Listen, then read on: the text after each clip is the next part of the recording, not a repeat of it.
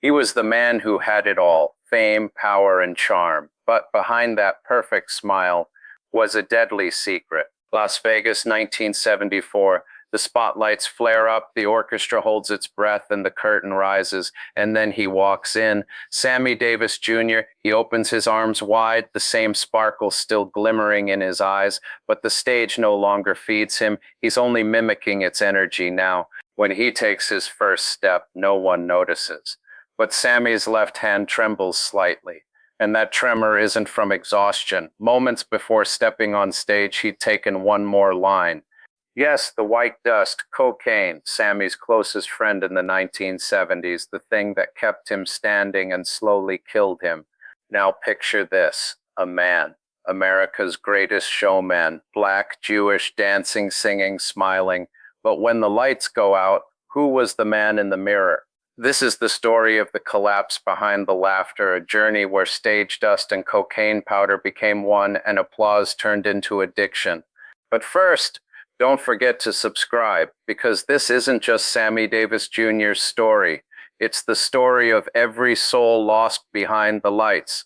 Welcome to Behind the Smile. In the early 1970s, Jr. was the undisputed king of Las Vegas. Every night, packed theaters, golden suits, diamond rings, clouds of cigar smoke, but behind that glittering display was a soul slowly decaying. Backstage, everyone called him Mr. Energy.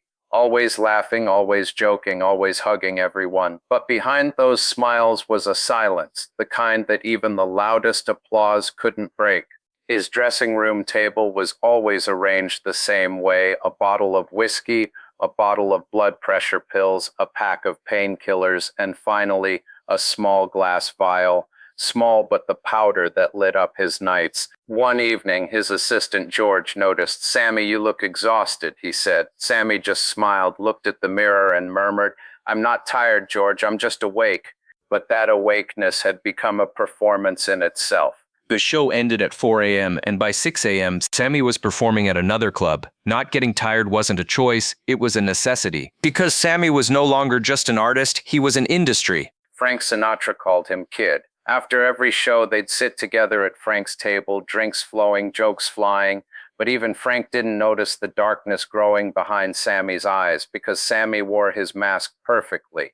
One night, Frank turned to him and said, "You're the only guy I know who loves dying on stage, Kid." Sammy just laughed, but hidden in that laughter was a confession. He did prefer dying on stage because living off stage had become too hard. At that time, Hollywood's doors were wide open for Sammy. TV shows, talk shows, albums, magazines. But the brighter the lights shone, the darker his shadow grew. In one interview, Sammy said, "I don't know why God gave me all this talent, but sometimes I get mad at him because he left me alone with it." By 1973, Sammy still looked perfect on stage, but his mind was falling apart. And by the end of that year, during one performance, he dropped his microphone. The crowd laughed, and Sammy played it off as a joke, but that fallen microphone was the beginning of a scream.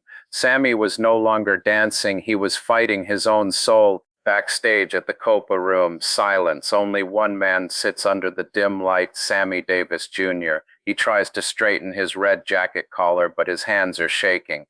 On the table, 3 bottles, painkillers, blood pressure medicine, and that cursed little vial. That night, Sammy's eyes were empty. The makeup artist tried to cover the darkness under his eyes, but it was useless.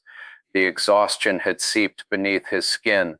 The orchestra starts. The curtain rises. The crowd applauds. Sammy steps forward and starts to sing, but his voice sounds different. He can't hold a note. His breath stumbles. His knees weaken. And suddenly, between the spotlights, Sammy collapses. The orchestra stops. The audience freezes. And there, under the lights, lies the body of Las Vegas's king, unconscious. Minutes later, he's carried backstage. When he opens his eyes, the first person he sees is Frank Sinatra. Frank, cigarette in hand, looks down at him. "What the hell are you doing, kid?" he says. Sammy doesn't answer. He just cries like a child lost and helpless. A few days later, Frank took him to Los Angeles. He wanted Sammy to stay at his home, but Sammy couldn't. The silence there suffocated him because silence terrified him. He only felt alive in the noise of the stage. Frank tried to send him to rehab, but Sammy refused. "I'm not crazy, Frank," he said. "I just need a little more sparkle." But that sparkle burned him a little more each night. Cocaine had become his morning, his night, his friend, his enemy, his God. Someone close to him once said there were no mirrors in Sammy's dressing room. He couldn't stand to look at himself. Frank begged him to take a break from performing, but Sammy refused because without the stage he didn't know who he was. His identity was built from applause. In 1975, during a concert, Frank Sinatra paused and said to the crowd, "Sometimes the brightest stars carry the darkest shadows." Nobody understood, but Frank was talking about Sammy.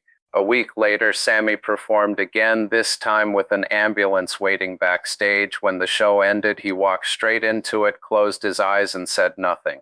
Doctors called it exhaustion, but Frank knew the truth. Sammy was burning in his own light. Sammy Davis Jr. sits in front of a mirror, but this time there's no whiskey bottle, no glass vial, just a glass of water, a pillbox, and silence. Doctors had diagnosed him with throat cancer. Years of smoke, dust, and stage lights had taken their toll. Now he was about to lose his voice, and for Sammy Davis Jr., that was the same as dying. When Frank Sinatra came to visit, Sammy tried to smile. But Frank saw the fear in his eyes. "Don't talk, kid," he said. "It's your turn to rest now." Sammy nodded. But a few days later, against the doctor's and Frank's wishes, he wanted to return to the stage. Just once more. He prepared for his final show at Harrah's Tahoe. Before stepping on stage, he looked in the mirror, the reflection he had avoided for years, and whispered to himself, "All these applause, what's the point if God doesn't hear them?"